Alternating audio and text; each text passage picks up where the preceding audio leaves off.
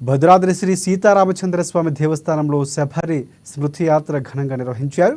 ఉదయం రామలక్ష్మణులు శబరి చిత్రపటంతో గిరిజన సంప్రదాయ నృత్యాలతో మేళతాళాలు వేద మంత్రోచ్చరణల మధ్య ఆలయ గిరి ప్రదక్షిణతో పాటుగా నగర సంకీర్తన నిర్వహించారు. రామాలయం ప్రాంగణంలో ఉన్న అపర భక్తాగ్రేసరుల విగ్రహాలకు ముందుగా ప్రత్యేక పూజలు చేశారు. అనంతరం సేకరించిన అటవీ ఫలాలు, వివిధ ఫల పుష్పాలు, నాటి కాలంలో శబరి సేకరించిన విధంగా తీసుకువచ్చిన వాటితో ఆలయ సిబ్బంది అర్చకులు స్వామివారికి నైవేద్యంగా సమర్పించారు. ఇక చిత్రకూట మండపంలో ప్రత్యేకంగా అలంకరించిన వేదికపై శ్రీ సీతారామచంద్ర కళ్యాణ మహోత్సవాన్ని అర్చకులు ఘనంగా నిర్వహించారు. ఈ కార్యక్రమంలో రామాలయం ఈవో రమాదేవి, ప్రధాన అర్చకులు, గిరిజన భక్తులు, రామభక్తులు శబరి స్మృతి యాత్రలో పాల్గొన్నారు.